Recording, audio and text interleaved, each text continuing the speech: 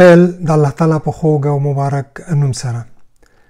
ما به د شاتو نه هر چاته ډکولې ډیوې، ما د ړندو په دروازه کې بلولې ډیوې، مرګ ته به ټوله کیسه وکړم چې په ژوند کې څه وو، ما په تیارو پسې د ورځې ګرځولې ډیوې.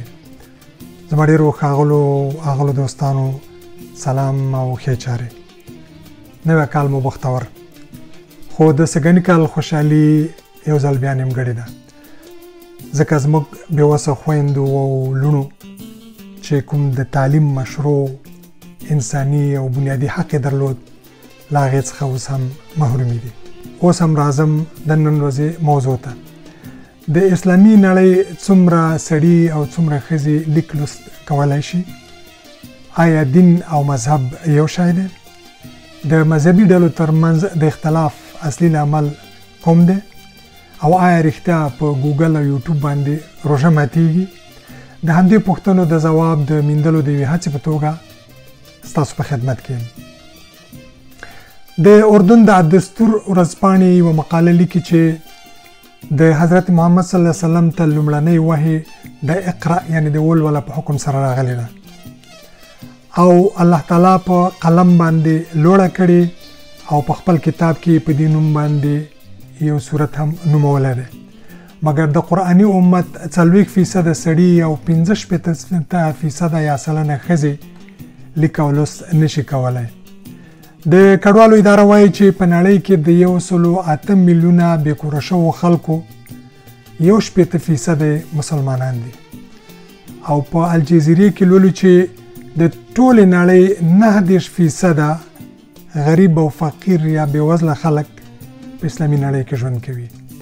له همدې امله د ټولنپوهنې متخصصین او د مذهبي چارو څارونکي باور لري چې د خلاف، اختلاف او اختلاس وبا په همداسې کم سواده سنتي او مذهبي ټولنو کې په ډېر چټک شکل باندې پرمختګ کوي او تشدد همدلته ریښې غځوي، ځکه چاپیریال او تعلیمي نصاب د انسان په کرکټر او شخصیت کې یو ډېر مهم رول لوبوي.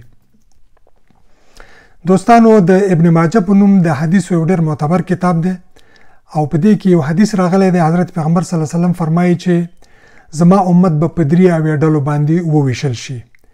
یوه ډله به جنت ته ځي او پاتې 2 به دوزخ ته ځي. صحابه ورته پوښتنه وکړه چې یا رسول الله دغه ډله به کومه وي؟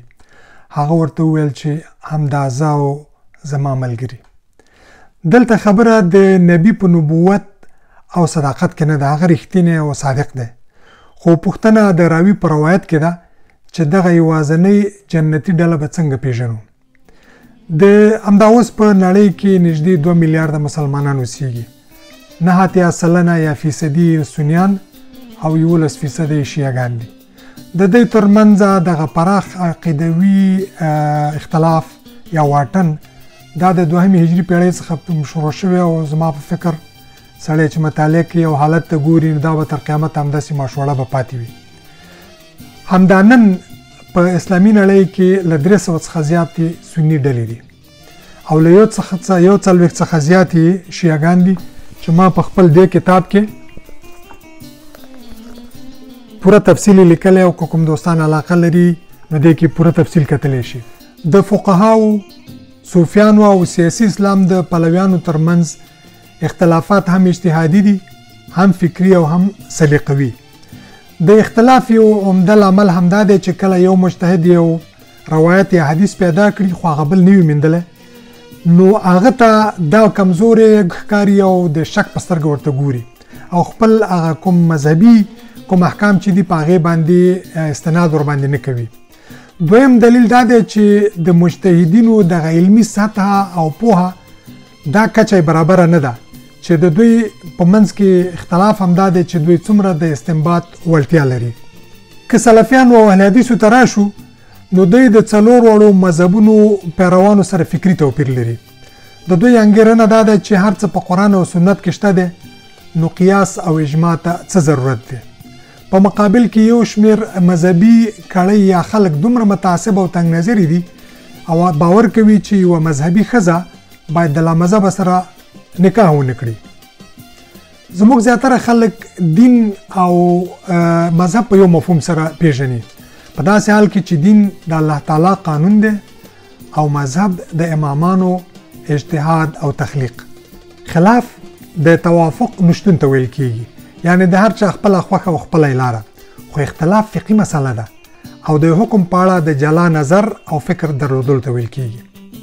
دوستانو دغه سلیقوي اختلاف له همدې ځایه پیل کیږي چې ځینې مذهب ته منسوب شخصیتونه هغوی د اصل او د متن په ځای باندې په حاشیو، خوبونو او په کرامتونو باندې خپل استدلال کوي، در حال کې چې د دین احکام په خوبونو او په کرامتونو باندې نه دي، هغه په قرآن کریم او په سنت باندې دغه کیږي ولاړ دي. دوی په خپل منځونو کې په ډیرو سطحي او فرعي مسایلو باندې مناظرې کوي. مخته یو انبار کتابونه پراته وي، یو وایي چې قبر کې مړي اوریدل کوي، او بل ورته وایي چې نه زمونږ فلانی شیخ او فلانی فتوا لیکلي دي چې بالکل یې نه اوري. یو وایي چې د تراویح 20 رکعاته دي، بل وایي 8 رکعاته دي، بل وایي چې تراویح پکې له چا د سر راایستلي دي. نو سړی حیران شي چې دغه مناظرې، دغه ډول مناظرې دین ته څه ګټه کوي، آخرت ته یې څه ګټه ده. په تفسیر کې هم کافي توپیرونه او نظرونه موجود دي. مثلا د قرآن کریم په یو آیت کې راځي چې الله تعالی د بابل ښار ته هاروت او ماروت ورولېږل. یوه ډله وایي چې هاروت او ماروت دا ملایکې وي، بله ډله وایي چې نه هغه شیطانانو، درېیمه ډله د مفسرینو وایي چې دی نیکان او بزرګانو، څلورمه ډله وایي چې نه دی جادوګر او کوډګرو. نو سړی حیران شي چې اوس د کوم یو خبره ومني چې څوک صحیح دی او څوک په ناسمه دی. د تصوف او عرفان د پیروانو ترمنځ هم کافي فاصله او واټن پروت دی، او دوی د شیخ او تاد، مرشد، ولی، قطب او غوث په مرتبو او مقامونو کې نه جوړیږي. هر چا ته خپل پیر رسیدلی او نازولی ښکاري. بس چې کچکول ښکته کی نو د دجلې په سیند کې د 12 کالو غرقه شوې بیړۍ او په هغې کې سینګار شوې ناوې د خپل میړه سره ژوندی او صحیح سلامته راوباسي. تېره شپه مې په یوټیوب کې یوه ډېره جالبه ویډیو ولیدله.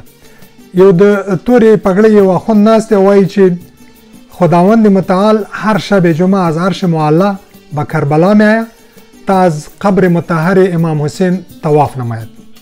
تر دې یوه بله جالبه ویډیو مې هم په فیسبوک کې ولیدله او هم په دغه نورو ټیک ټاک او نورو کې. یو شیخ صاحب ناست دی، هغه وایي چې ځوانانو په ګوګل، په یوټیوب او فیسبوک باندې روژه ماتیږي، او که څوک شک لري نو شاته ډېر علما ناست دي، وایي چې دا علما ناست دي، د دوی نه پوښتنه وکړئ. در حال کې چې د خپله ویډیو جوړه کړله او بیا په فیسبوک کې ډاونلوډ کړله او موږ او تاسو ولیدله. بله دا ده چې د زمانې غوښتنو ته شا کول او په هر چا د خپل دریځ منل زما په فکر دا یوه نقصاني سودا ده. بل مهم ټکی چې ستاسو خدمت ته وړاندې کوم هغه دا دی چې یو حدیث په نوم باندې یوه خبره ښکته پورته کېږي د مذهبي ډلو په منځ کې چې اختلاف امتي رحمه، د زما د امت ترمنځ اختلاف رحمت دی. دا پر رسول الله باندې دروغ دی، دا بهتان دی، دا پیغمبر دا خبره نه ده کړې. ما 3 ساعته په دې باندې تیر کړل چې زه د دې خبرې اصل پیدا کړم. دا وروسته د تابعینو نه وروسته کوم سړي ته دا خبره منسوبه ده، ځکه چې اختلاف عذاب دی، اختلاف هېڅکله رحمت نه وي او هغه د ټولنو او د ولسونو د بربادۍ عامل ګرځي چې موږ د نور زیاتې موږ او تاسو په 45 کالو کې ښه شاهدان او ګواهان یو. دوستانو د دې لنډ بحث د خلاصې او نچوړ په توګه زه ویلی شم د لمر په څیر ځلیدلی حقیقت همدا دی چې د مذهب پرستۍ په ځای خدای پرستی، د تشدد په ځای اعتدال او د ټوپک په ځای قلم زموږ د ټولو رنځونو درمل دی. که نه نو همداسې به د کور دننه د خپلمنځي اختلافاتو، فقر او جهل په تنور کې سوځېږو او په نړیوال سټیج به مو وزن د بڼکې په څیر وي چې په خوله به مو څوک پیاز هم نه خوري. روژې مو قبولې.